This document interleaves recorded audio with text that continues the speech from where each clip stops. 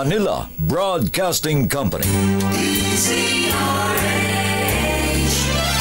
DZRH, member kapisanan ng mga broadcaster ng Pilipinas. Member KBP, oras! Eksakto ang punto. 6:03. Humahataw, humahagupit, lumalatay na komentaryo sa Himpapawid. 2 por 2. Walang takot sa paghimay sa masalimuot na isyu ng bayan.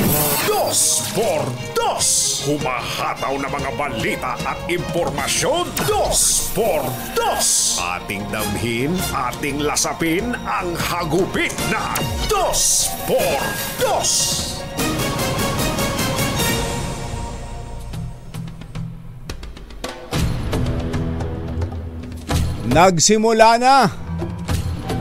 Nagsimula na raw pong kumanta si dating Bamban Mayor Alice Guo. At ang kanyang kanta ay ginawa sa executive session ng Senate Committee on Women, Children and Family Relations upang hubaran ng maskara ang sinasabing mastermind at pinaka-guilty sa illegal na pogo operation sa bansa. Pumayag po ang komite na magkaroon ng closed-door hearing makaraang igiit ni Guo kay Senator J.V. Ejercito na hindi siya mastermind at biktima lang siya. Tumagalan po ang executive session ng ilang minuto dahil may session pa ang mga senador at ipagpapatuloy ito sa susunod na linggo. Sa open hearing, humarap din si Tony Yang, ang kapatid ng dating economic advisor ng Pangulong Duterte na si Michael Yang, ang presidente ng isang kumpanya na nagseserbisyo sa isang pogo na nakalink sa isang Farmally executive. Inamin ni Tony Yang na isa siyang Chinese at pinalabas na isang Pinoy at kumuha ng peking birth certificate. Naku po, inang. Para makapagbukas ng negosyo sa Pilipinas kabilang ang pogo. Isyu ng bayan. Isyu ng bayan. 2 por 2. At maitim ang balak, magtago ka na. 2 por 2. Si Jerry at si Anthony, narito na. 2 por 2. Hahataw ng todo, urado ka. 2 por 2. Ang katotohanan, dala nila. 2 por 2. Walang sinasamba pali, maniwala ka. 2 por 2. Hataw ng gusto, tol, umasa ka. 2 por 2. Ang umaga, bayan! Ito po si Jerry Baha. Ito po naman si Anthony Taberna. Muli pong sumasa inyo ang 2 por 2 sa umagang ito ng Friday! Yuhuu! Kumusta kayo mga textmates, mga text partners, mga kapamilya, kapuso, kapatid, kabarkada, mga kapitbahay, oy mga taga Camarines Norte, mga taga Cam Norte, kumusta ba kayo dyan? Lalo na dyan sa Vinsons. Mayroon palang bayang ganun, di masyado nating naririnig yan. Ako naman kumbachero, medyo familiar ako dyan dahil sa nababanggit lagi no ang BIR Commissioner ay si Liwayway Vinsons Chato. Taga Vinsons din eh. Doon talaga siya. Doon talaga yung lahi. May artista pang galing dyan, di ba? Oo, si Roy Vinsons. Alam mo. Meron palang maganda palang lugar dyan. Ano yung isla? Calaguas. Calaguas. Yun po yung mga kilala kong apelido, Calaguas din. Calaguas doon. Calaguas. Yun ho'y isang may mga isla palang magaganda diyan. At ba't hindi masyadong na-promote kumbachero, ano? Ngayon mapopromote na yan. Kung hindi pa pinuntahan ni Vice President Sara Duterte. Thank you. Pwede siguro maging O yan, ito may nagtatype dito. Nakarating na dyan ang DZRH News Center. At tinan mo na, nakakaalis pala yung DZRH News Center dito. Oo, kaya pala madalas wala tayong balita. Nakapamasyal doon. Ano, team building? Team building. Ayun, no. Ito ho yung mga picture. White sand din pala. Oo. Tama, Mother? Nung mapunta kayo doon, white sand. Oo. Ano pa naman ba't ka pa pupunta ng Boracay. Boracay? Ano, ito. Hindi pa develop, wala pa kuryente. Malungkot pala yung kwento nito. Wala pa tayong music dyan. Yung medyo malungkot na music. Wala pa palang. Eto, tinan mo, nung nasa gilid, nasa mismong dagat si VP Sara, nakalubog yung kanyang paa, parang hindi mo mapapansing nasa tubig dahil sa linaw ng tubig. Sobrang linaw ng tubig. Ang ganda siguro dyan talaga. Ang gandang puntahan yan. Parang Boracay pala yan dyan sa Cam Norte, no? Gaano kaya kalayo yan Ayan, sa... tinan mo, kumbachero. Uh-uh. Para din talagang pulburon yung buhangin, Ano pa hinihintay nyo? Tara na! Biyahin na! Ganon. 45 minutes, almost Mula saan? Mula doon sa Vinson, sa ano? Sa Kabayanan. Sa Kabayanan, by boat, by boat. Maganda. Ayan. Maganda siguro. Puntahan natin yan. Oo. Siguro magiging, kaya lang, inamin na ba? Ni VP Sara na siya ay nagpunta ron. Baka Photoshop yung picture Baka na yan. Photoshop yan. Baka kayo na may make news ha. Oo, pero may report ho ang PNP na ang mga nagbigay ng seguridad kay Vice President Sara Duterte. At sa report ho ng PNP ay ating mababasa ang nakasulat. Ganito po ang ating mababasa, mga magulang at mga mahal na taga-subaybay. Ito ho. Sige nga. Matutuloy pa ba yan? Nakalagay 4. Tado. Loko pala eh. From Regional Director. Subject, after security coverage report regarding visit of Honorable Sara Zimmerman Duterte Carpio, Vice President of the Philippines, September 24, 2024. Kahapon itong niya ginawa yung report. Yung report. Kasi after parang after security coverage report. Post coverage. Ayan. Nakalagay po dito na ayun nga, visit of Honorable Sara Duterte. Nakalagay pa number 2, in view of the above, reverence respectfully be informed that at about 5:57 a.m. September 20, okay. 5:57 a.m. Honorable Sara Zimmerman Duterte Carpio, Vice President of the Philippines and party arrived at Bicol International Airport, Daraga, Albay. Yung kwento yan ng pagdating ng pangalawang Pangulo doon sa Bicol. Sa Albay pa yan, noong Abente pa yan. Noong Abente, dumating daw doon 5:57 a.m. Ang nagre-report kasi kumbachero ay Regional Director, kaya sakop niya yung buong Bicol region. At about 10:52 a.m., same date, the VIP and the party arrived at Archbishop Palace for courtesy visit to Most Reverend Archbishop Rex Andrew Alarcon. Sa Naga na yan. Lumipat na ng nakabiyahe na. Nag-overland na. Thereafter, they proceeded to Mayflower Street, Concepcion, Pequeña, Naga City for lunch with former Vice President Maria Leonor Robredo. Yung controversial na pagtatagpo ng dalawang VP. Vice-presidente. At about 3:17 p.m., dito saktong-saktong mga oras ito of the same date, the VIP and party arrived at Graceland, Magsaysay Avenue, Barangay Balatas, Naga City for refreshment. Pati merienda. Nila. After which, they proceeded to Naga Cathedral for church visit.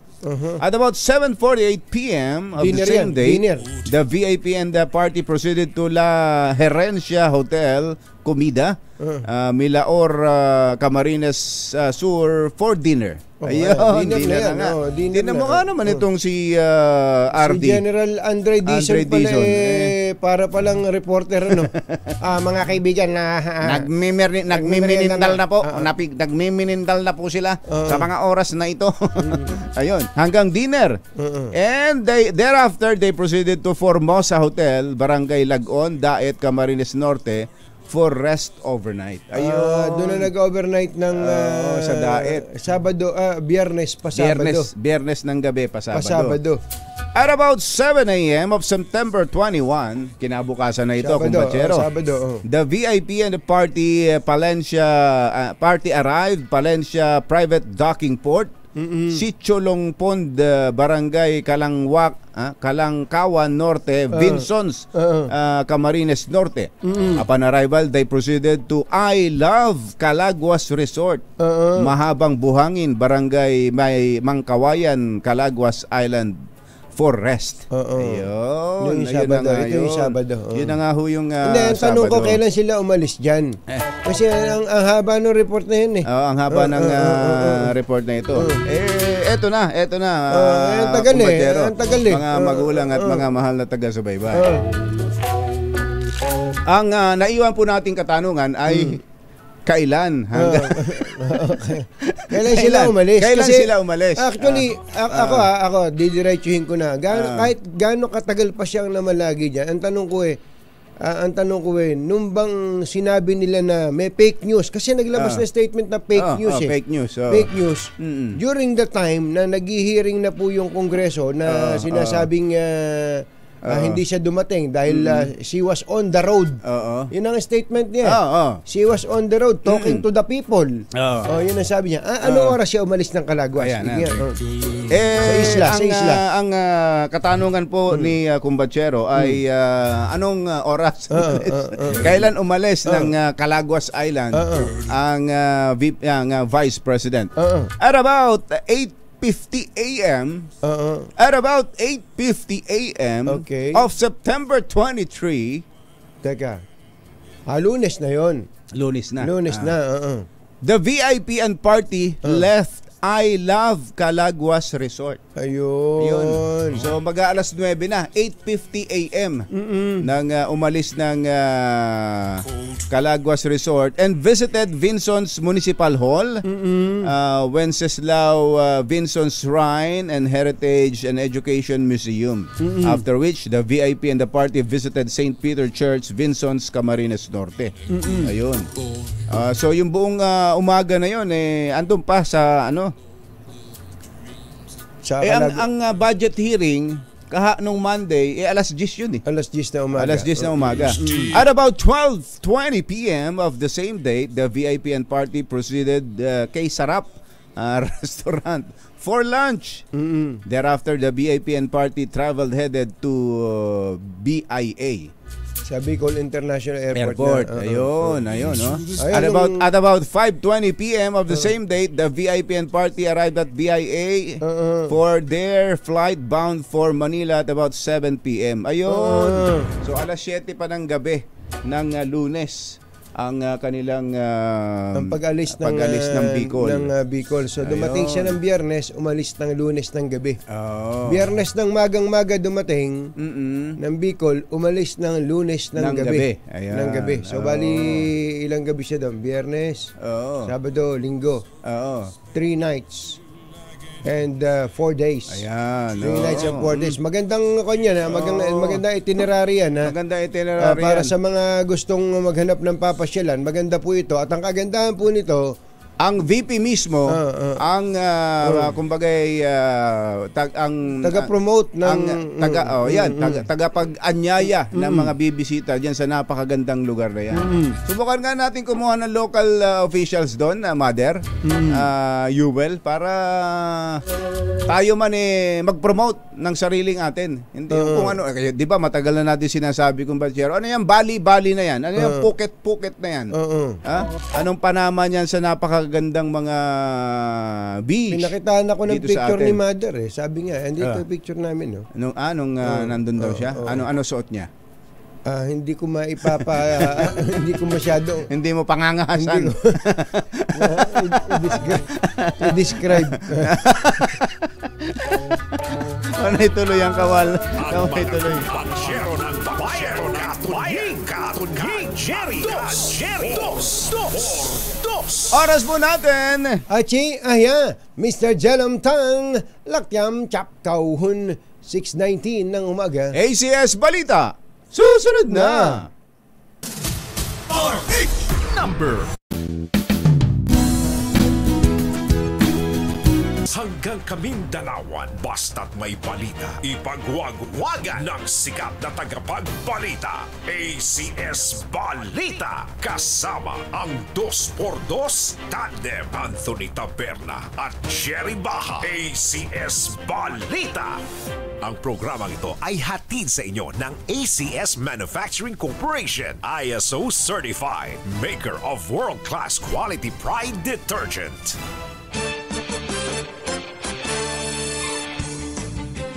Araw ng Miyerkules sa 25 ng Setyembre 2024. Narito na po ang ulo ng ating ACS Balita. ACS Balita. Pagtaas ng OFW remittances, mas malakas na halaga ng piso kontra dolyar, inaasahan ngayong holiday season. Mas mababang presyo ng bigas mararamdaman na sa susunod na buwan. Bilang ng mga barko ng China sa West Philippine Sea, pumalo pa sa record high na 250. Pagcor official sorry sa mga dating hepe ng PNP. Bagong silang na sanggol ibinenta ng 40,000 online, nanay arestado. Guro na stress sa pangiinsulto ng prinsipal na matay sa Davao de Oro. Iimbestigahan ng DepEd. Magandang umaga Luzon, Visayas, Mindanao. Good morning Philippines! Hello world! Kami po ang inyong mga tagapaghatid balita. Ito po si Anthony Taberna. Ito po si Jerry Baha. At ito ang CS Balita. Sa detalye ng ating mga balita, inaasahan ni Finance Secretary Ralph Recto ang higit pang paglakas ng piso kontra dolyar dahil sa inaasahang pagsipa ng cash remittances sa darating na holiday season. Ayon kay Recto, ang local currency ay lumakas laban sa dollar pagkatapos ng taon habang ang mga OFW ay nagpapadala ng malaking halaga sa kanilang pamilya kapag panahon ng Kapaskuhan. Sinabi ng kalihim ng seasonal appreciation ng piso, bagamat hindi pabor sa exporter at manggagawa sa ibang bansa, ay may positive impact sa halaga ng mga imported na produkto. ACS Balita. Positibo ang Department of Agriculture na mararamdaman na ang pagbaba sa presyo ng bigas simula Oktubre hanggang Enero. Sa panayaman ng DZRH, sinabi ni DA spokesman Arnal de Meza na inaasahang nasa 5 hanggang 7 piso ang posibleng ibaba sa kada kilo ng bigas. Base sa uling monitoring ng DA sa ilang pamilihan sa Maynila, may 42 pesos at 43 pesos na kada kilo ng imported na bigas, habang ang regular local milled rice naman ay 45 pesos, habang 48 to 50 ang well-milled rice. Yun! Hindi naman ganun kalaki yung binababa ng pala imported. At kung titingnan natin din, yung imported ay nasa mga 20 to 25% ng total na bigas stock level na meron tayo. So karamihan pa rin ay local production yung nakikita natin sa merkado. Ang tinig ni DA spokesman Arnel de Meza. Yun. At makakatulong din dyan yung mga nakatenga, kumbatsero, sa pantalan. Dahil nagpapasalamat daw si Agriculture Secretary Chu Laurel, Kiko Laurel, dyan sa BOC, Bureau of Customs, kay Customs Commissioner Bienvenido Rubio. At dyan kay PPA General Manager Jay Santiago, dahil umaksyon yung dalawa, nagkasundo. Bakit sila nagkasundo? Ang dalawa upang mapabilis ang paggalaw ng mga imported na agricultural products na nakatenga nga dyan ho sa mga pantalan. Importante Ayan. talaga kumbachero na nang yuyugyug ang mga taga-gobyerno Oo, Pero para kumikilos. ang yuyugyugin, yung dapat yugyugin Oo. Meron kasing iba niyuyugyug yung hindi naman dapat yugyugin. Baka ayaw lang. Ayaw dun sa niyuyugyug. Gustong palitan. Hindi yung kumbachero niyuyugyug yung puno na kasi nakakita maraming bunga. Ayun. Inggit pala. Inggit pala yun. Masyado, no? Sa ibang balita, sumirit sa 251 ang bilang ng mga barko sa West Philippine Sea. Mga barko ho yan ng China. Ayon sa Philippine Navy, ito ang pinakamaraming bilang ng barko ng China sa West Philippine Sea na kanilang naitala ngayong taon. Karamihan sa mga barko ay nakabantay sa Ayungin Shoal at sa Escoda Shoal na dating pinostehan ng BRP Teresa Magbanwa. Sa kabila nito, hinikayat ng Armed Forces of the Philippines sa mga Pilipinong mangingisda na huwag matakot pumalaot sa Baho de Masinloc. Alas 6:27 na umaga, maupay nga aga, mga kasangkayan, mga kabugtuan, mata na kamo, gising na. Nagsorry si PAGCOR Senior Vice President Raul Villanueva sa mga dating hepa ng PNP na nakaladkad sa kaso ng pagkakatakas ni dismissed Bamban Mayor Alice Guo. Inamin ni Villanueva na ang inilabas niya impormasyon na may dating PNP chief ang tumulong kay Guo na makalabas ng bansa at nasa monthly POGO payroll ay hilaw na impormasyon na dapat pang beripikahin. Na inalmahan naman ng grupong Council of Chiefs sa pagdinig ng Senado kahapon hinggil sa illegal na operasyon ng POGO. Binasa ni Senator Bato de la Rosa ang pahayag ng konseho at ang pagkondena nila kay Villanueva.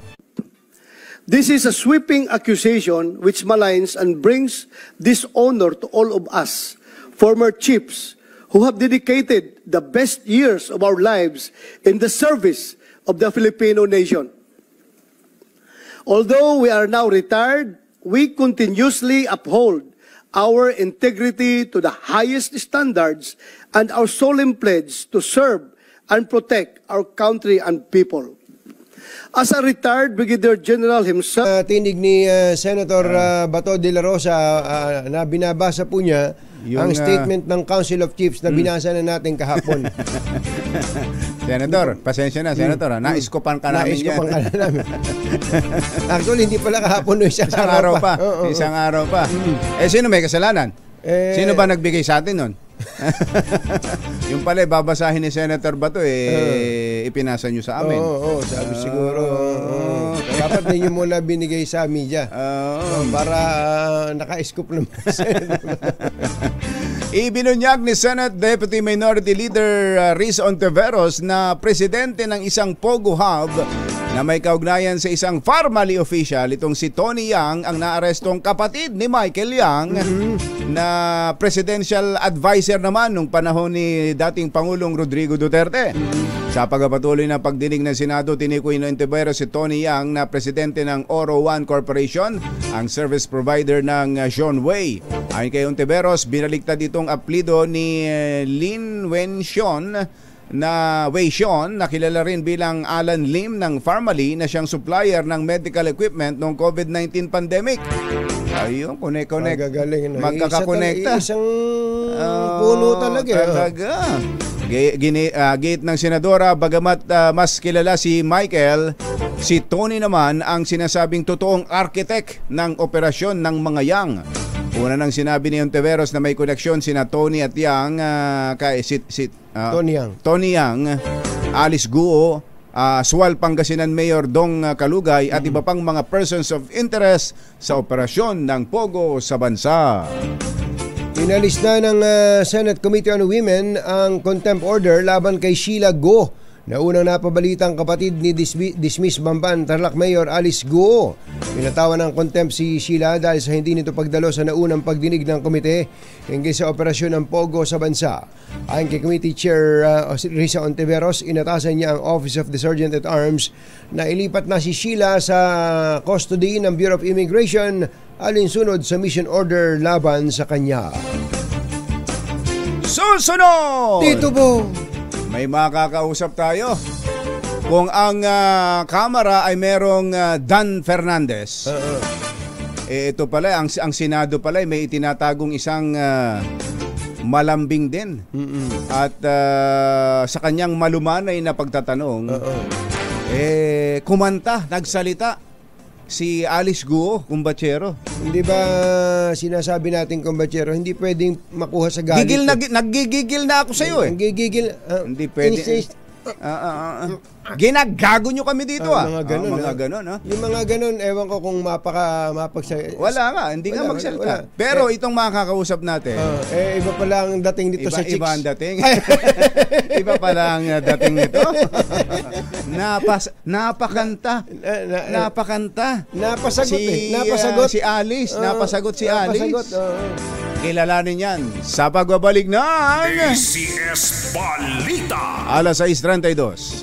This time check is brought balitang makakalampas saan mang sulok ng kapuluan. ACS Balita! ACS Balita! Ang programang ito ay hatid sa inyo ng ACS Manufacturing Corporation, ISO Certified, maker ng world-class quality Pride detergent. Hi! Maganda morning. Anong araw today, kumbatsero? Today is Laundry Day, Pride Day! Yuhuu! At pag Laundry Day, Pride Day, all you need is Pride washing machine detergent. May triple stain away formula kaya tanggal ang makapit, madikit, malupit na dumit man siya kaya easy ang labada. Kaya pala mula noon hanggang ngayon, all you need is Pride. All you need is Pride. ACS. Kasama ang 2x2 Tandem Anthony Taberna at Jerry Baja. ACS Balita. Nasa linya po natin ang lalaking may marunong ng art of talking to a woman. Ganun ba? Yung pala yun.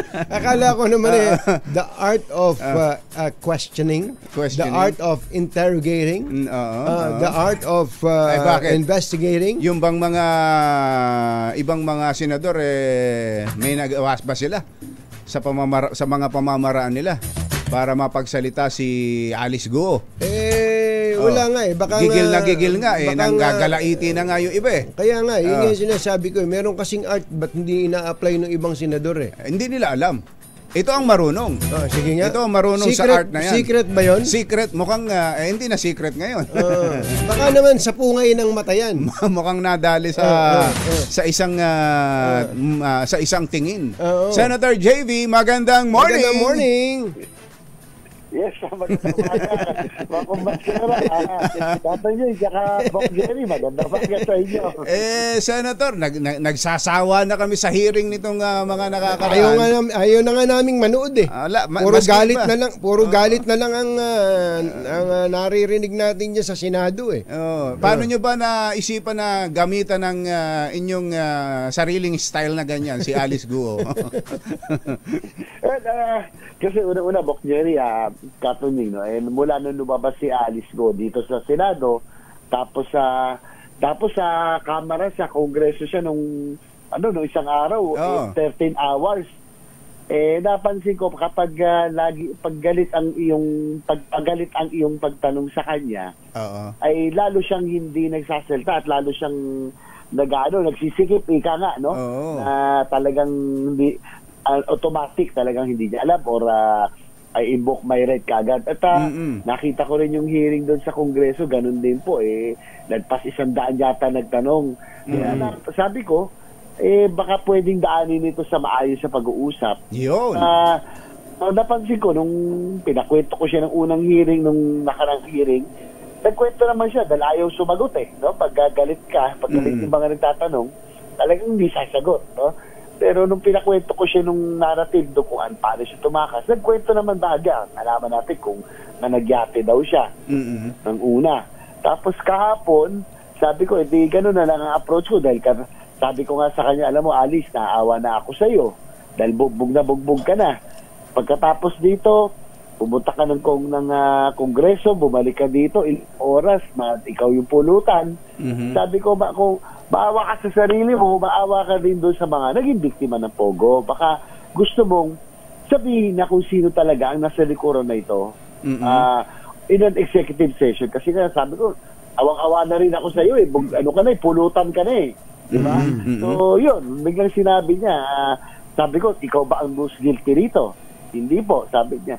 Ikaw ba ang mastermind? Hindi po. So sabi ko, willing ka bang sabihin kung sino in an executive session na hindi ilalabas to para proteksyonan ka, at alam naman namin na syempre natatakot ka rin dahil ito ay international crime syndicate siguro, ikaw ay isang pawn.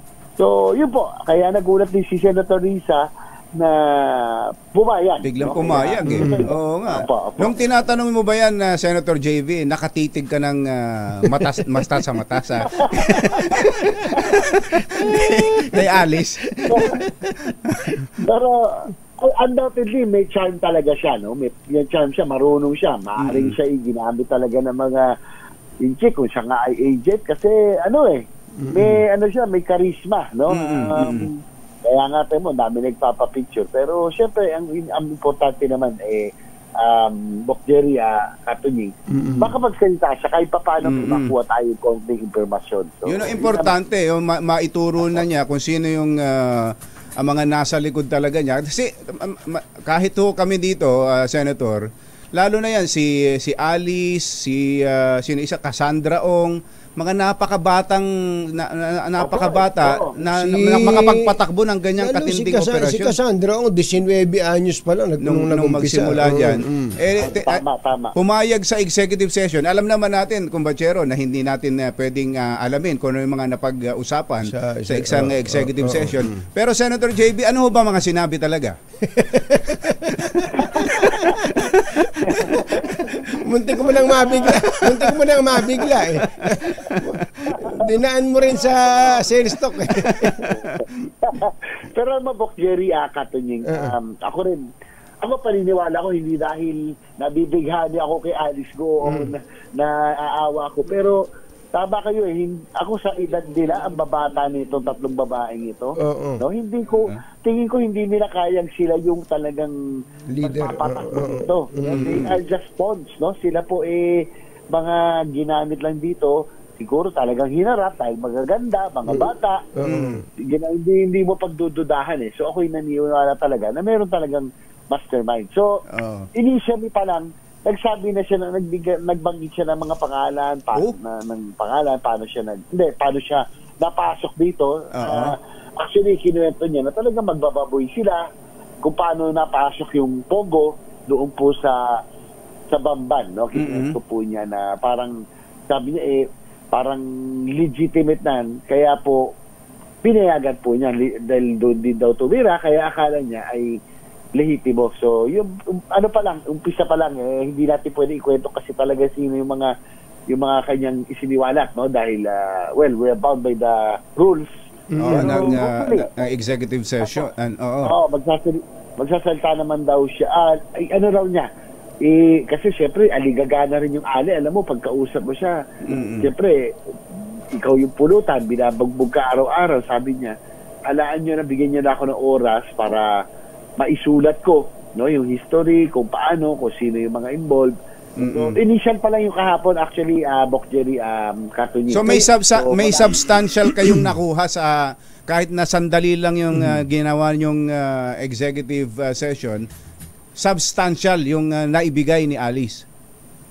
Well, sabi niya, at least it's a good start, no? Dahil at least na break yung ice, ika nga, na pumayag siya magkwento ng ganito dahil kung napansin nyo sa mga hearing, talagang evasive siya, talagang hindi sumasagot Pero tingin ko dahil natin bugbog na talagang kumbaga talagang yung parehong camera talagang binablandyon siya, kaya ganon. So hopefully magtuloy kasi kahapon session na, kaya napakaikli lang ng oras na kami po yung nakapagharap. Pero I think sabi ni Sir Lisa rin, it's a good start. Although hindi pa siya masyadong kumbinsido sa mga narinig niya, pero maganda raw at least na simulan at na-break yung ice. Kayo po ba personally, Senator JV, naniniwala na talagang siya po ay pinagbabantaan ng mga taong nasa likod nitong sindikato na to?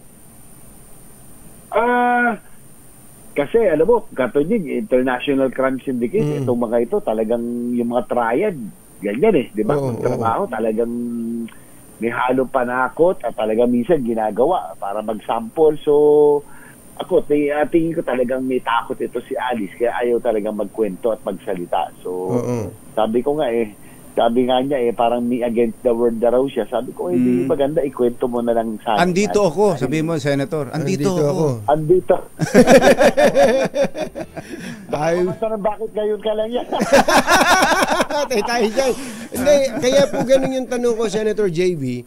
Ngayon po kasi ay nandyan siya sa Pasig City Jail. At hindi naman conducive para sa isang komportabling pagpapahinga ang Pasig City at iba pang piitan sa ilalim ng BJMP for that matter, ano.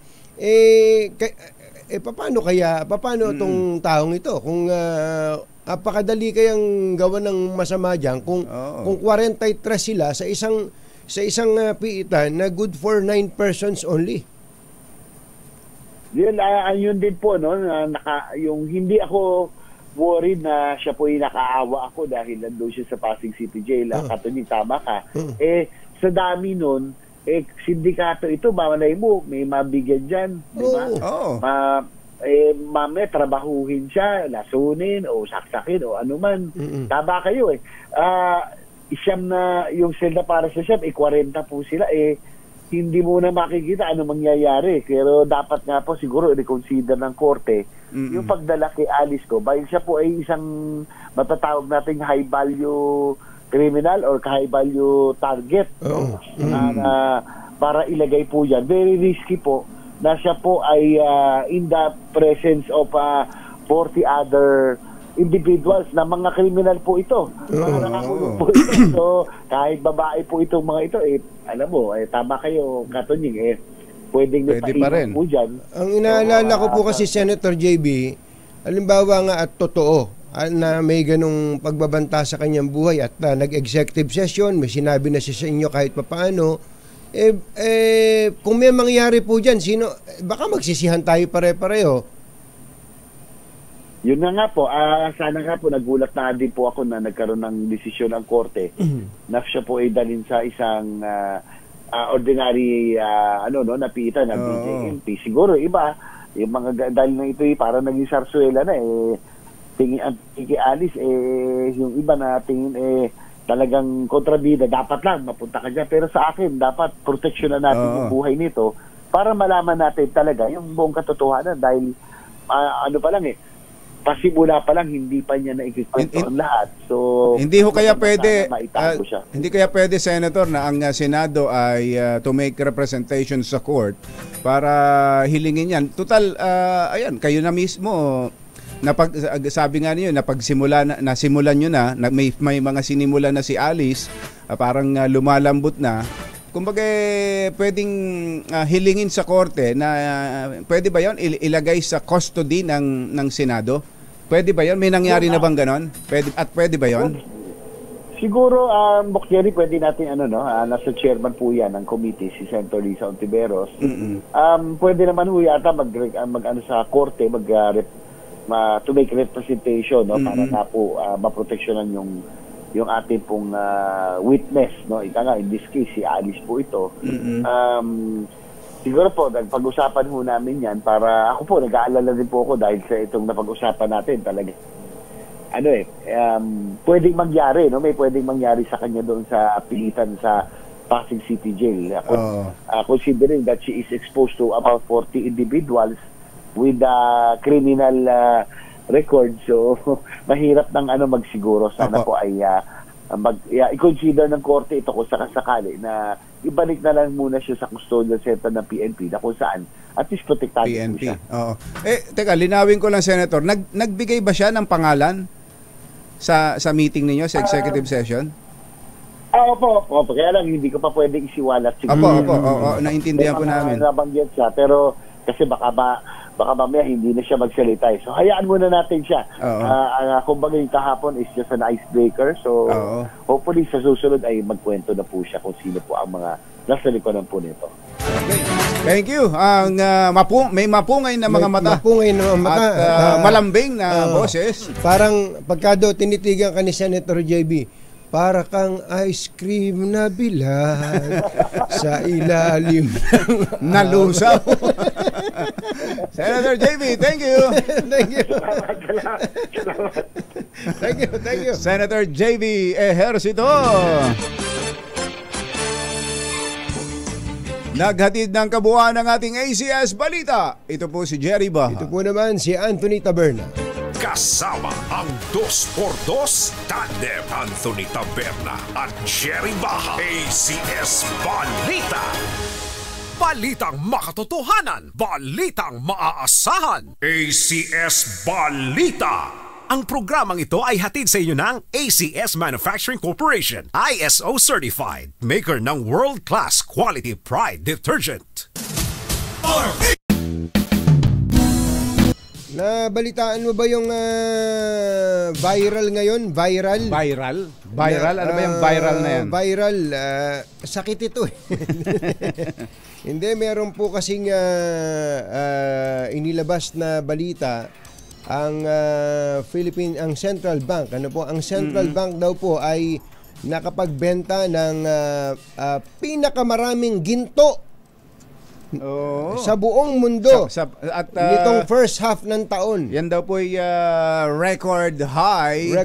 Pinakamarami. At ang Pilipinas, sa lahat ng bansa, ang may pinakamaraming ibinentang ginto. Ang taas naman talaga. Ang taas naman talaga ng gold ngayon, kumbachero. Totoo. Ito po ay ayon po sa Best Brokers, nakapagbenta ang Pilipinas ng 24.95 tons, almost 25 na tonelada napakabigat na, ng ginto sa first 6 months ng taon. 24.95 tons, almost 25 tons. Ito daw po ay katumbas ng 15.69% na bawas sa reserba ng yung gold reserve ng bansa na ngayon ay nasa 134.06 tons na lamang. 15% plus.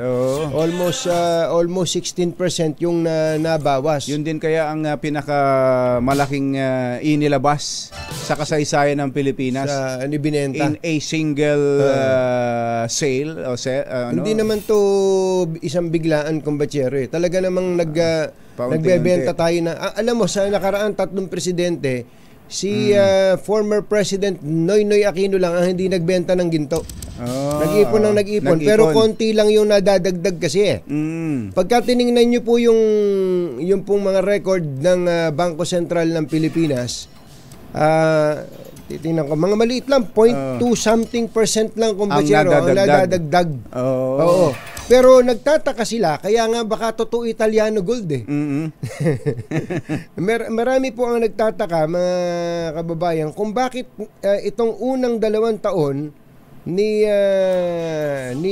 Pangulong Bongbong Marcos ay nadagdagan ng 2.24% tons per quarter ang gold reserve ng Pilipinas. Ulitin ko lang, kumbachero, para ang laki ang iniangat ng ito makinig kayo mabuti. Kaya ako baka may Italiano gold talaga eh. Ito noong panahon po ni Noynoy Aquino, 2010 to 2016, ang growth per quarter average to ng gold reserve ng Pilipinas ay 0.21 tons. Okay, per quarter. Ang gold disposal po ni Noynoy Aquino during this period, zero. Hindi nagbenta. Hindi po nagbenta si Noynoy Aquino. Okay, tanong mo, yung susunod na presidente. Rodrigo Duterte, 2016 to 2012.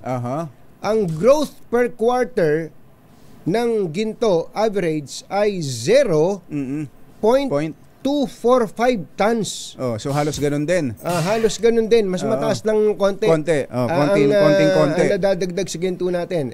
Tanong mo kung magkano ang na-dispose.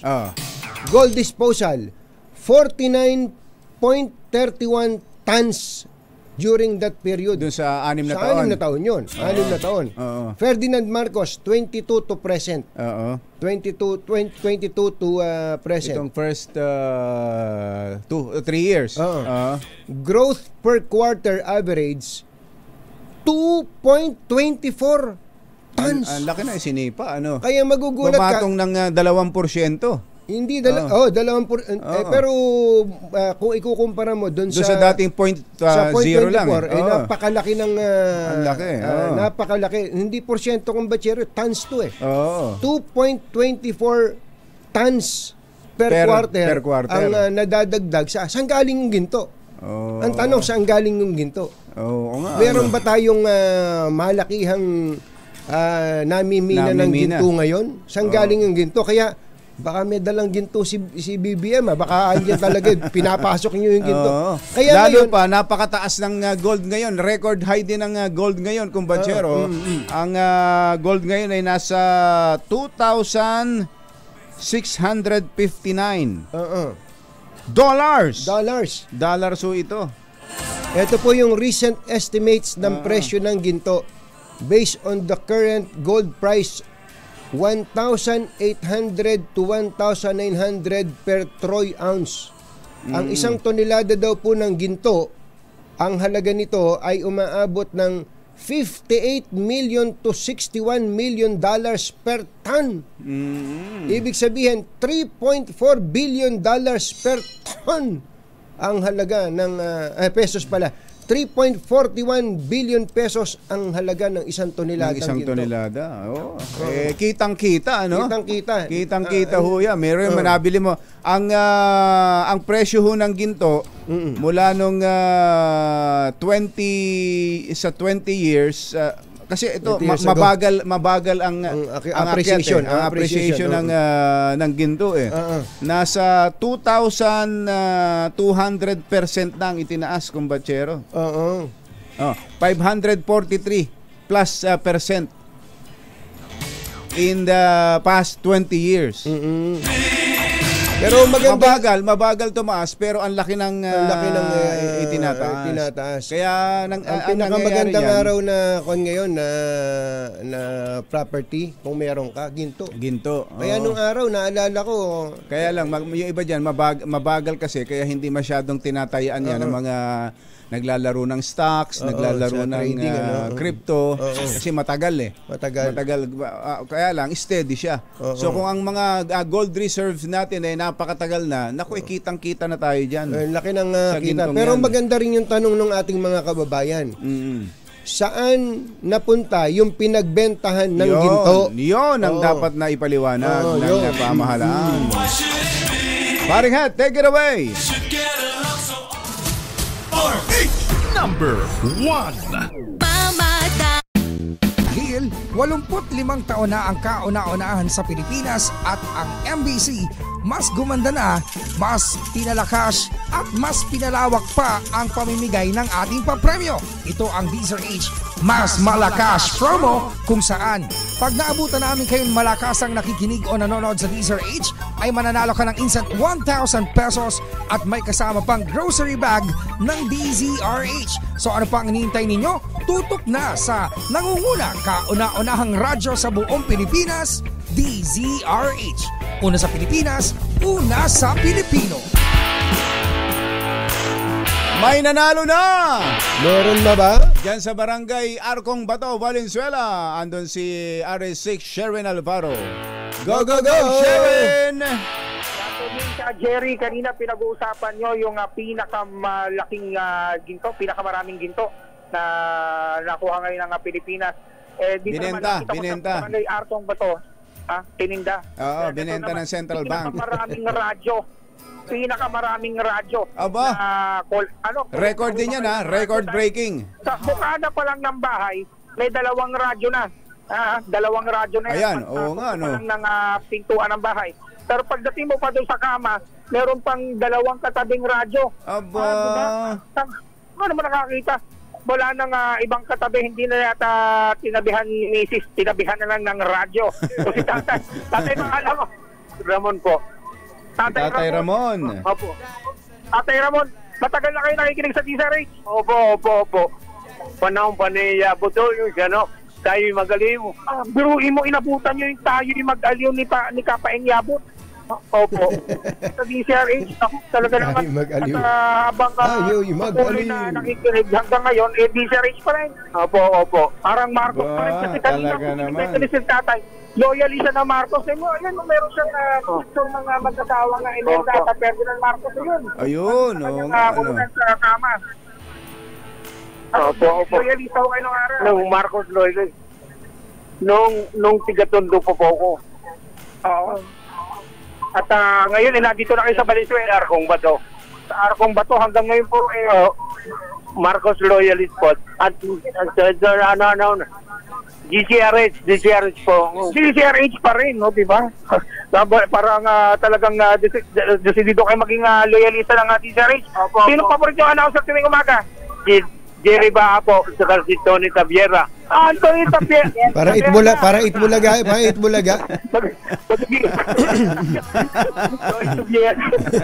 Itbulaga. Ito magsi-answer sa pera natin, Jerry Baha. Ito meron kayo 1,000 pesos. Yehey! At syempre, ayun, inintrega kagad, kitang-kita nyo po. Inintrega kagad, ang galing. Loyalista to. Okay po, opo. Okay. Ay, wheelchair bound na si tatay. Paano po yung inyong paa? Naputulan po ako, diabetes. Nako. Sa gera. Sa diabetes. Wag na kayong ililikot ng mga asukal yan. Dahil kanin, no? Huwag na kayo magkakanin, no? Ito, magtungkod na lang kayo. Meron po kasama yung DZRH grocery na tungkod. Yan, DZRH tungkod. Marami pong salamat. Umbrella po yun. Umbrella yan. Maraming salamat po sa DZRH.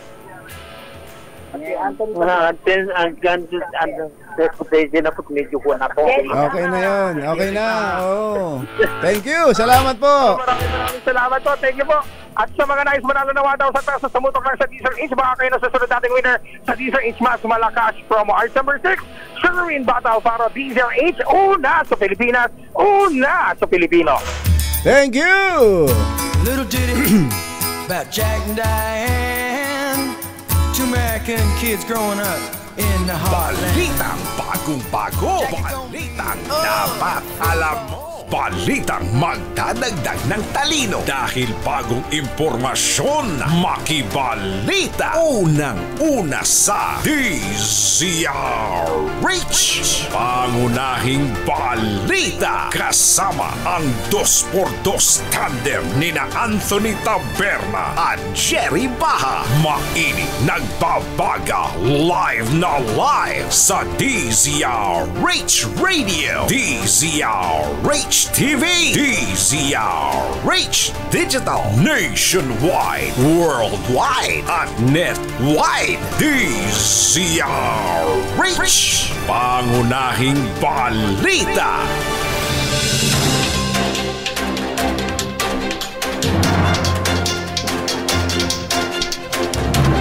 Araw ng Miyerkules, September 25. Narito na po ang ulo ng ating mga pangunahing balita. Tony Yang, inamin na isa siyang Chinese national, gumamit ng peking birth certificate. Alice Go ay giniit na hindi siya mastermind kundi biktima lamang. Mga senador, meron naman daw napala sa executive session. Dating PNP Chief Benamin Acorda handang humarap sa Senado. Pagpunta ni VP Sara sa Calaguas Island, kinumpirma ng PNP. General Nicolas Torre itinalaga bilang bagong CIDG Director. At Attorney Harry Roque pinadidisbar sa Supreme Court sa Polvoron video issue. Magandang umaga Luzon, Visayas, Mindanao. Good morning Philippines. Hello world. Kami po ang inyong mga tagapaghatid balita. Ito po si Anthony Taberna. Ito po si Jerry Baha. At ito ang Pangunahing balita. detalye ng mga balita sa aming pagbabalik. 7:12. Engineer Tony Nanggel, 7:12 ang ating oras. This time check is brought to you by ACS Manufacturing. Reach! Pangunahing balita!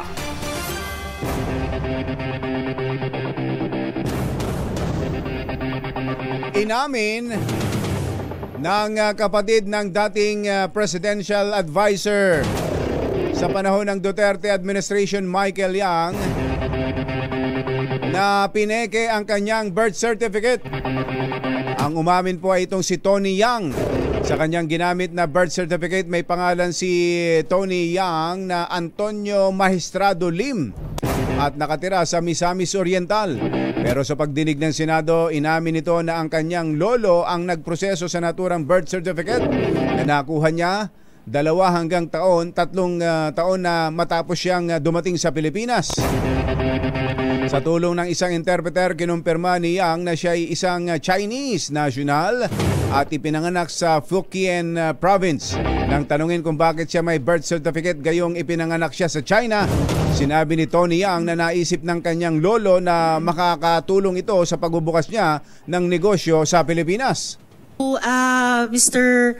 Tony Yang, you confirm that you are a Chinese national? Kinukumpirma nyo na Chino ang nationality nyo? Your mic please, Ms. Caroline. 您确认你是中国籍吗？我确认。 Yes, I confirm. You confirm. So what I remember is that when I was here, when I was 2 to 3 years old, it was my grandfather who helped me come up with this birth certificate. you were not here when you were 2 to 3 years old, Mr. Yang. Sabi nyo dumating kayo 1998 or 1999. And then 2004 pa itong rehistro, 34 years old na po kayo. And then now you're telling us it was your grandfather who late registered your live birth. So it looks to me, Mr. Yang, the birth certificate is fake. So my he passed away around 10 years ago. Kaya niya ginagamit dahil patay na eh. You are always using your grandmother or your grandfather. Si Senator Jinggoy. Because they are already dead. How can we ask them questions? If indeed it's true that they processed all your fake documents here. And Mr. Yang, ang nakalagay sa birth certificate nyo, place of birth, Misamis Oriental. Eh, you just told us pinanganak kayo sa Xinjiang, sa Fujian province. So, a lie on the birth certificate, isa pang patunay na irregular yung birth certificate nyo. Ayun. Pero ang tagal na pala dito sa Pilipinas. Eh, parang hindi makapaniwalang hindi marunong mag-Tagalog yan o English man lang. Patay naman si Michael Yang eh. Oo. Naalala mo si Michael Yang? Ganun din. Nagkukunwaring hindi marunong mag-Tagalog. Tapos nakipagtsikahan doon sa mga Pilipinong kasama nung... Kaya gigil na gigil si Senator Jinggoy eh. Niloloko daw tayo eh. Pero tama ba yung translation, kumbachero, sa pakinig mo? Sa pakinig mo? Tama. Tama naman. Hindi, pero sino kaya yung interpreter na yun? Kamukha ni Alice Go eh. Magaling. Lahat na lang yata ng nakasalamin, tapos maputi. Medyo chinita. Alice Go. Alice Go na eh, no? Samantala, tinukoy po ni Senate Deputy Minority Leader Risa Ontiveros na true architect ng mga negosyong Pogo na magkapatid na Michael Yang at Yang Jiangjin o Tony Yang. Ayon kay Ontiveros, bagamat mas kilala si Michael Yang na kapatid nito, si Tony ang nagpapatakbo ng umanay illegal na operasyon ng Pogo ng pamilya Yang.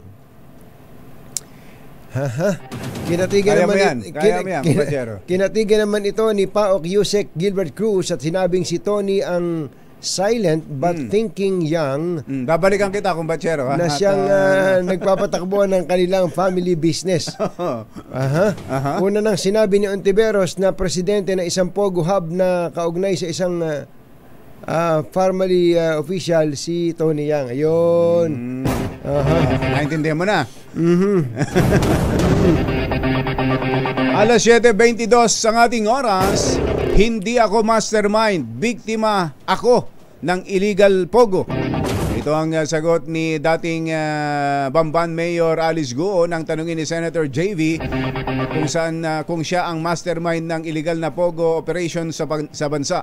Ayon sa dating alkalde, hindi siya ginamit ng sindikato pero inaming posibleng mayroon siyang naitulong sa mga ito. Kailanman sadya lamang daw kasing matulungin siyang tao pero iginit pa rin na wala siyang kinalaman sa mga illegal na gawain sa pogo. Ikaw ba ay mastermind o willing ka ba magsabi kung talaga meron nasa likuran ng whole operation na ito? Your Honor, hindi pa ako mastermind. Masasabi ko po, isa pa akong victim. Victim. So, ikaw ay biktima. O kaya, pawn. Ikaw ay ginagamit ng isang criminal syndicate, international group o crime syndicate. Your Honor, hindi naman po siya ginamit. If ever po, kung meron man po ako na itulong, ano po akong tao, helpful akong tao. Kung meron man po, yun lang po. Pero sa mga activities po na ginawa or sa mga allegations po, wala po akong kinalaman. Yun. Si Alice Guo. May mga ibinigay na pangalan sa Senado si Alice Guo nang humarap siya sa executive session sa panayam ng DZRH kay Senator JV Ejercito. Sinabi niya na kumpara noon ay medyo lumalambot na sa kanila si Guo at unti-unti nang nagkukwento sa kanila. Pero tumanggi muna ang senador na banggitin kung sino mga individual ang tinukoy ni Guo dahil may mga susunod pa niyang executive session at posibleng marami pa silang malalaman. Samantala, naniniwala po si Ejercito na hindi dapat na nasa Pasig City Jail si Guo dahil sa posibleng bantanga sa kanyang buhay. Sindikato ito, mamalay mo, may mabigyan dyan. Diba? Mamaya trabahuhin siya, lasunin o saksakin o anuman. Taba kayo eh. Siyam na yung selda para sa siyam, 40 po sila, hindi mo na makikita ano mangyayari. Pero dapat nga po siguro i-consider ng korte yung pagdala kay Alice Guo. Dahil siya po ay isang matatawag nating high value criminal or high value target. Ang tinig ni Senator JV Ejercito, isa sa mga host ng executive session sa DZRH. Kala ko si Senator JV Casanova Ejercito, aka Boy Gigulo. Samantala, naging emosyonal naman si Cassandra Ong sa pagdinig ng Senado sa investigasyon ng illegal pogo sa bansa. Nangyari ito sa gitna ng pagtatanong ni Senator Win Gatchalian kung paano nakapasok si Ong sa Whirlwind Corporation na siyang nagpaupa sa sinalakay na Pogo Hub Lucky South 99. Ayon kay Ong, nakapasok siya sa kumpanya sa tulong ng isa sa mga boss ng illegal Pogo Hub na si Duan Ren Wu. Dito naging emosyonal si Ong nang ikwento kung paano niya nakilala si Wu. Ito daw kasi ang tumayong magulang niya nang siya'y maulila sa pagpanaw ng kanyang ina. Nung nandito na siya, siya yung naging dahilan kung bakit ka nakapasok sa Whirlwind Corporation. Siya na po yung tumayong parang parents ko na rin po. Parents mo na rin siya? Opo, pagpunta na ng Pilipinas po kasi kakaalis lang po ng mom ko. Pakiulit nga yung sinabi mo ulit kanina. Tumatayo siyang magulang mo. Opo. Kasi pag-aalis po ng mom ko, yun, yung pagdating na po, kakaalis lang. If I may, Senator Sherwin, bakit ka naiiyak, Miss Cassandra? Alis kasi yung sinabi. Pag-alis. Nang time na yun, kakawala lang ng mom ko, sorry. Ayun. Nawala as in, pumanaw. Nag-disappear sila or namatay sila? Namatay mom ko. And then yun yung panahon na dumating si Duan Ren Wu. Yun. Si Cassandra Ong. Handa daw po si retired PNP Chief General Benjamin Acorda na humarap sa pagdinig ng Senado matapos na madawit ang kanyang pangalan sa investigasyon kaugnay ng illegal na pogo. Inamin ni Acorda na nasasaktan siya sa nais patunguhan ng pagsasangkot sa kanya sa issue ng dahil sa mga larawang kupas. Yun. Na inilabas sa Senado. Pinakita po kasi sa Senado yung picture nito pong si General Acorda kasama ang ilang mga nasa likod ng Pogo, pati itong si Tony Yang. Pero maganda na raw na mabigyan siya ng pagkakataon na ipatawag ng Senado upang makapagpaliwanag.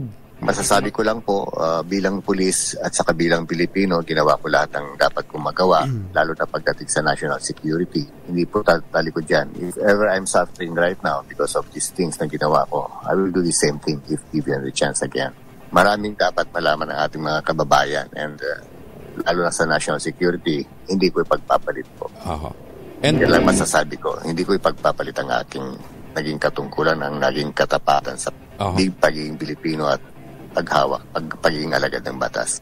Ang tinig ng dating PNP Chief Benjamin Acorda. Pero yung si Retired General Raul Villanueva, wala pa rin binanggit na pangalan. At hindi niya tinukoy si General Benji Acorda. Kahit na ngayon sa hearing sa Senate, may mga lumitaw na mga picture, larawan. Ayun, medyo damaging talaga yan kay dating PNP Chief Acorda. Kala ko kasi nung tawag dito, nung nasa region lang siya. Ito, lumilitaw, PNP Chief na siya sa dito. Ano na yan? Sa White House na yan. Ito, PNP Chief na siya dyan. PNP yung mga, Chief na siya. yung mga unang picture, parang sa Cagayan de Oro regional director siya doon Yun. Medyo damaging talaga yan. Sa kay General Acorda. Samantala, kinumpirma ng pulisya na nagtungo sa Calaguas Island si Vice President Sara Duterte sa araw ng plenary deliberations ng Kamara sa panukalang budget ng kanyang opisina. Sa isang police memorandum, idinitali ng Police Regional Office 5 ang mga oras at lugar na kinaroroonan ni VP Sara nang ito'y bumisita sa Camarines Norte. Batay sa impormasyon, September 21 alas 7 ng umaga, dumating si VP Sara sa bayan ng Vinson sa Camarines Norte at agad nagtungo sa I Love Calaguas Resort sa Calaguas Island. Hanggang alas 9 ng umaga, September 23, naroon pa rin si VP Sara bago tuluyang umalis pabalik ng bayan. Pagdating sa Vinsons ay naglibot ang Vice Presidente sa ilang lugar gaya ng Municipal Hall, Museum, simbahan at isang restaurant. Dakong alas 5:20 ng hapon, tumungo na sina Duterte sa Bicol International Airport para sa kanilang flight na alas 7 ng gabi. Magugunitang pinabulaanan ng Office of the Vice President na nasa Calaguas Island si VP Sara sa gitna ng plenary debate sa Kamara. May bago ng direktor ang PNP Criminal Investigation and Detection Group. Ito po ay sa katauhan ni Police Brigadier General Nicolas Torre III. Si Torre ang hepe ng PNP Regional Police Office 11 o ito po yung Davao Region bago itinalaga sa CIDG. Sa ilalim ng pamumuno ni Torre sa Davao Region, pinangunahan nito ang pagsisilbi ng arrest warrant laban kay Pastor Apollo Kibuloy na sumuko noong September 8 matapos bigyan ng 24 oras na ultimatum. Magiging epektibo ang pamumuno ni Torre sa CIDG sa araw na ito. Sa kaya mapupunta si Major General Leo Francisco. Hindi nabanggit dito sa balita. Magre-retire na ba yan? Retiring na ba si Bata General? Bata pa yun. Pwede pang alamin natin sa ating RH reporter na nakatutok dyan sa Camp Crame, si Kiko Calado.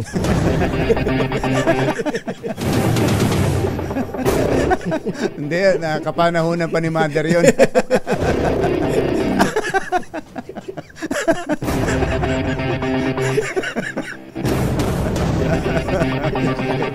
Susunod! Ito po. Nako, ano itong disbarment case laban kay Attorney Harry Roque?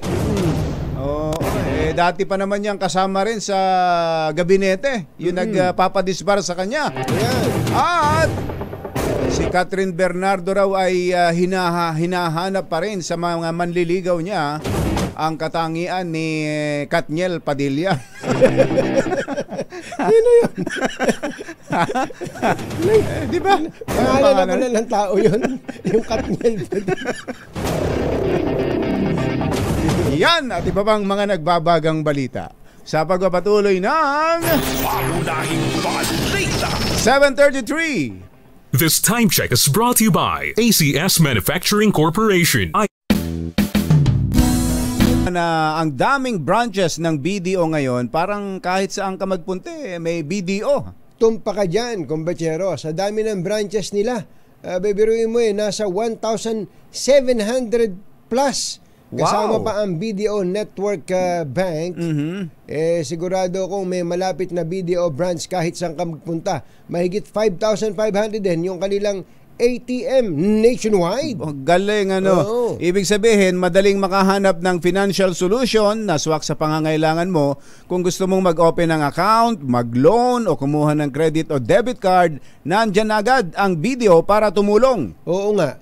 From cash accounts to junior savers, pati na personal, housing at auto loans, lahat ng financial needs mo may solusyon sa BDO. Kaya kung may kailangan ka, punta lang sa pinakamalapit na BDO branch. Talaga namang very accessible. Mga nangunguna at mga bagong balita sa DZRH. Pangunahing balita. Lumayo-layo nga tayo ng konti, kumbatsero. Sige. Puntahan natin yung Calaguas Island. Diyan sa Vinsons, Camarines Norte, makakausap natin ang kanilang barangay chairman, si Kapitana Grace Austria. Kapitana, magandang morning. Si Ka Jerry at si Ka Tunying po ito. Kumusta po kayo? Kapitana? Mabuti po, sir. Opo. Yan po bang Mangkawayan ay gaano po kalayo sa Kabayanan? It takes 3 hours po yung namin, biyahe. By boat po. Ay, layo. 3 hours pala? 3 hours mula sa Kabayanan?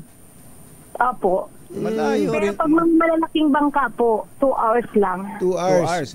Malayo. Kung fast craft. Halimbawa, speedboat. 45 minutes po. Ayun. Wala nang tawad. Wala na po. Kapitana, hindi ho namin masyadong kilala yung lugar ninyo. Pero nung makita namin ng mga pictures, ang ganda pala ng lugar ninyo. Buti na lang at napuntahan kayo ni VP Sara at ngayon ay nakikilala yung lugar ninyo. Opo, sir. Proud po kami na makarating yung Vice President po sa amin. Meron, bukod kay VP Sara, meron na ho bang mga nakarating dyan dati na matataas na opisyal ng gobyerno natin? O kaya mga showbiz. Showbiz personality po. Showbiz personality. Pero mga opisyal ng gobyerno matataas, wala pa. Si VP Sara first time? Opo. Tingnan mo nga naman yan, parang eto pinapakita namin yung picture. Ng lugar nyo. Parang Boracay sa buhangin, yung buhangin ninyo diyan. Describe nyo nga po. Describe nyo nga po, Kapitana, yung klase ng buhangin na meron kayo diyan. Maputi po yung buhangin namin, tsaka pino po. Pino. Kung ikukumpara nyo po sa blue na blue po. Ang ganda nga saka linaw. Kung ikukumpara nyo po sa Boracay, malamang naman dapat na kayo sa Boracay. Alin po mas maganda? Mas maganda siyempre po yung beach namin. Siyempre naman. Malinis po yung baybayin po. Yung buong isla na yan, ilang resort po meron dyan, Kapitana? Sa ngayon po, ang nag-ooperate po is 4 po. 4. Isa tong I Love Calaguas Resort. Opo, I Love Calaguas, Calaguas Paradise, Calaguas White Sand, and Kagidama.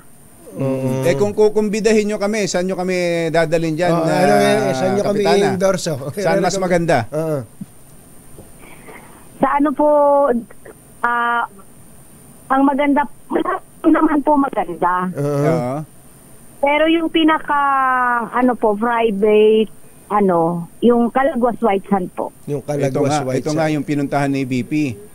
Hindi, iba Iba, I Love Calaguas to. Okay. Kumusta naman ho sa mga pagkain? Marami ho bang pagkain dyan? Mga, alam ba, seafood siguro?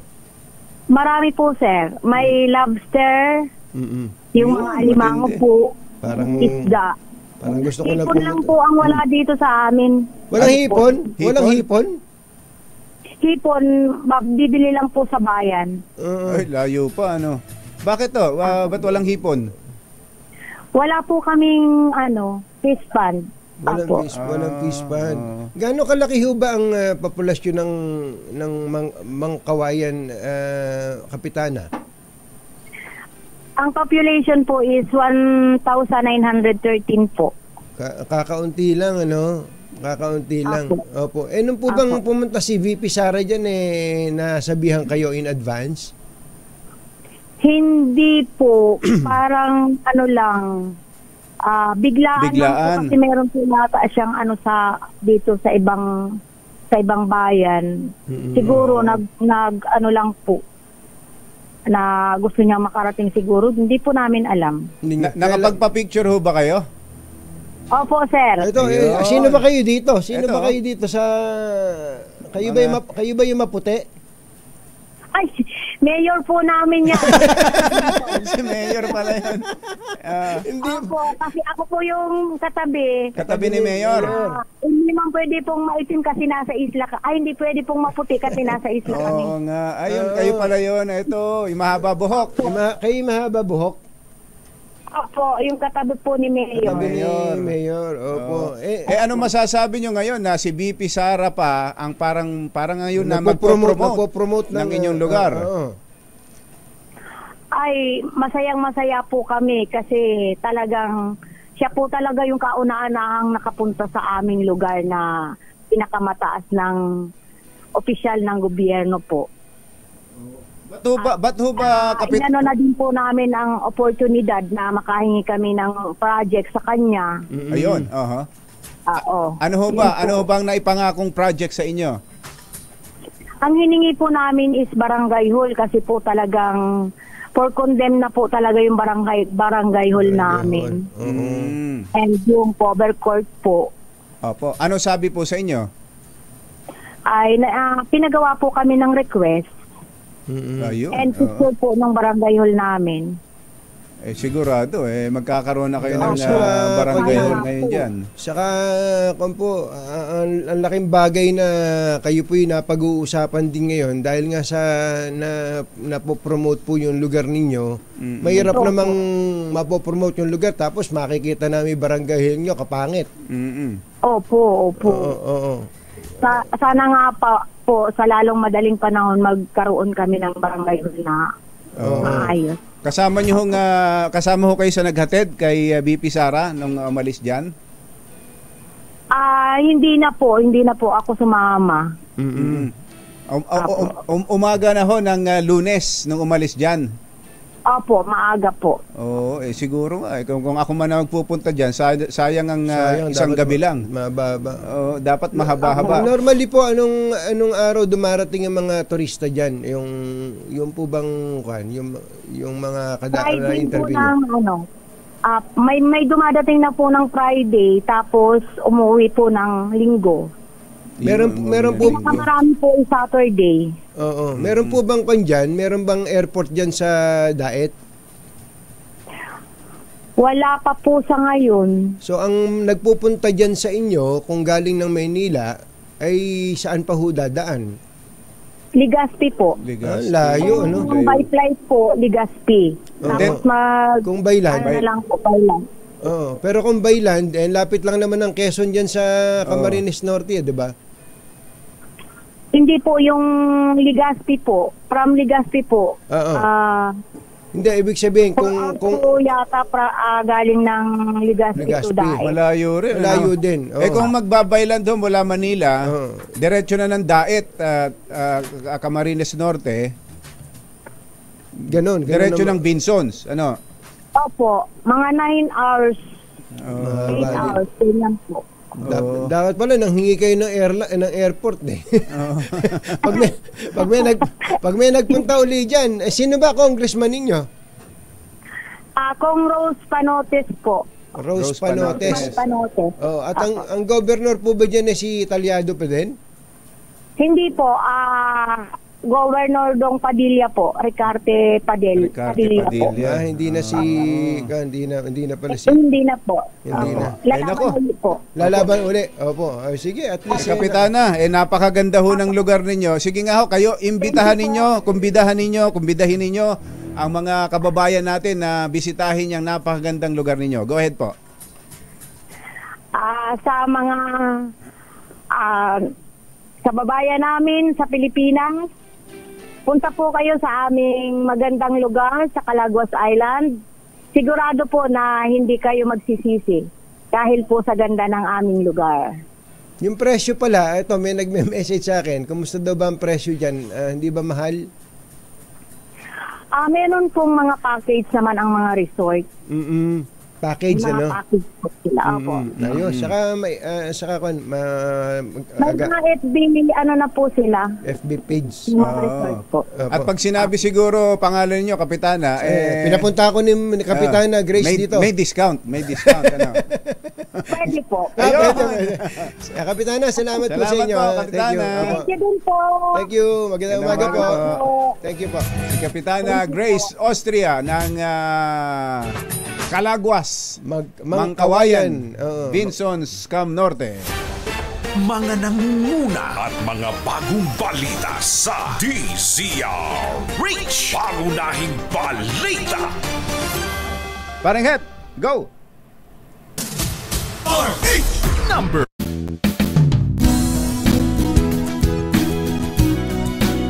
Nakapunta si Kuyang Els Bartolome. Punta tayo. Ayan, si Colonel Moy Pagaduan. Ayan na, nako.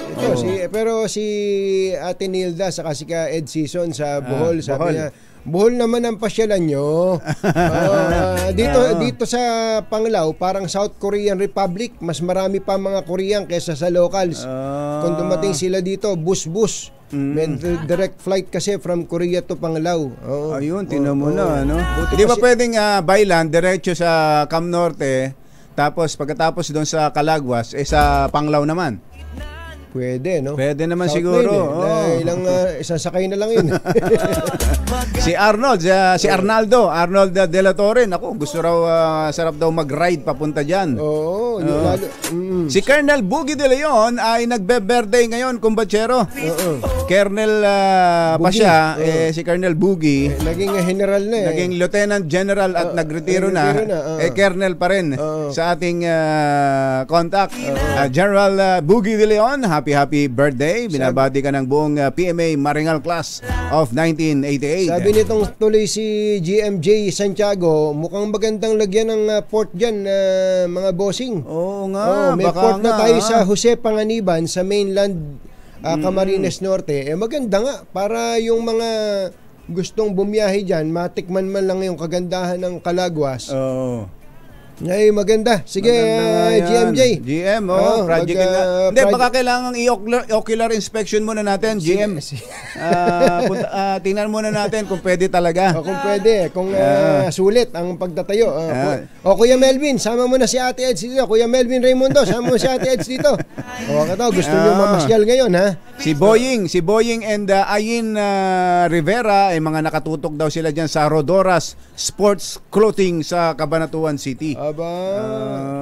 Director Dennis Ayag, magandang morning at today ang birthday ni Ate Marita Encarnacion. Marita classmate. Happy birthday. Ngayon talaga, ka-birthday niya si Senator Bong Revilla. Si Yusek happy birthday, Senator Robert Bernardo, binabati si Senator Bong Revilla ng happy birthday. Nakikibati rin si Director Dennis Ayag. Kaya naman pala close si Alan kay Senator Bong Revilla. Ka-birthday pala ng misis niya. Pero ayaw ni Joel. Si Ralph Christian Domino ay nagbe-birthday din ngayon dyan sa working as ICU nurse sa Diliman Doctors Hospital. Happy birthday, Ralph Christian. Eto na. Bakit ba si Catherine Bernardo ay mga katangian pa rin daw ni Katniel ang kanyang hinahanap? Totoo ba ito? Hindi. Ihatid sa atin showbiz legend, Morley Alinio. Magandang morning, Morley! Yes! Magandang morning, Luzon, Visayas, at Mindanao. While tutunganan na katunying at ka Jerry ang ginagawang ligawan nitong si Catherine Bernardo at Alden Richards. Ito ay hindi. Di ba pelikula lang yan? Di ba pelikula lang yata yan eh? Hindi naman dahil sa pelikula, pero mukhang tutuhanan na. Oo, kasi parang feel na talaga nitong si Alden Richards, itong si Catherine Bernardo. Ang problema, si Catherine Bernardo hanggang ngayon may mga bagay-bagay na hinahanap pa rin na may katangian nga nitong si Daniel Padilla. Although, ayaw na ni Catherine. Anong katangian? Malay ko. Basta't ang ayaw. Di ba si ano? Ano ka dyan? Hindi ba? Parang ewan. Ikaw ang higit na nakakaalam. Pero pwede naman yun. Kung sakali. Pero parang hindi naman. Oo, parang hindi ako hindi ako hindi naman.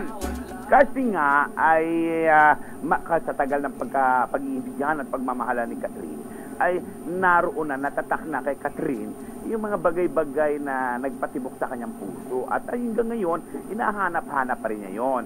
Kaso parang walang ganun yata si Alden Richards. Kaya parang sasagutin ba o hindi? Kagaya na nangyari kay Jericho Rosales. Diba? Tinurn down. Hindi nagustuhan ni Catherine si Jericho Rosales. Ewan lang natin kung sasagutin si kay Alden Richards. Pero base sa mga chika-chika, lahat daw ng iniregalo, lahat daw ng mga dates ay pinapayagan ni Catherine kung ang kasama ay itong si Alden Richards. Ako naniniwala ako may digawan talaga nangyayari. Diba?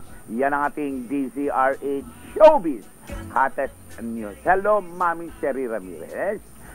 Ako po si Morley Alinio, una sa Pilipinas, una sa Pilipino. Babush!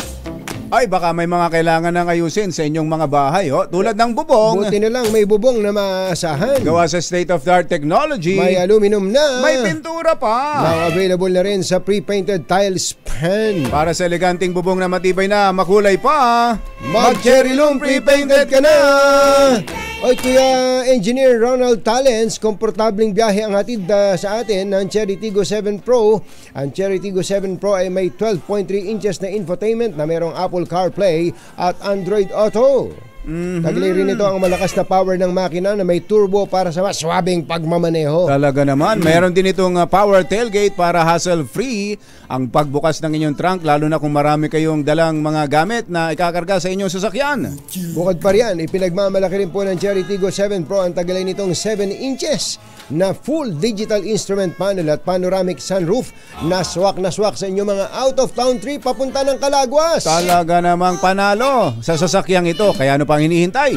Subukan natin test drive ang Cherry Tiggo 7 Pro. Bisitahin ang Cherry dealership na malapit sa inyo. Ay, good morning kay Engineer Art Gonzales. Siya na yung kapalit ni D. Eloy Dabusa. Si District Engineer Art Gonzales. Congratulations! Happy birthday din daw kay retired Major General Prospero Noble. Binabati kayo ni Els Bartolomeu. Sabi nila maikli kumbachero, ang nilipatan pala nitong si General Leo Francisco ay DPRM. Ano ba yung DPRM? Personnel and Records Management. Ayun, tama. Siya napunta. Okay. Bye! Happy weekend! Woohoo! Damdaming bayan! Susunod na! Diane's debutante backseat of Jackie's car.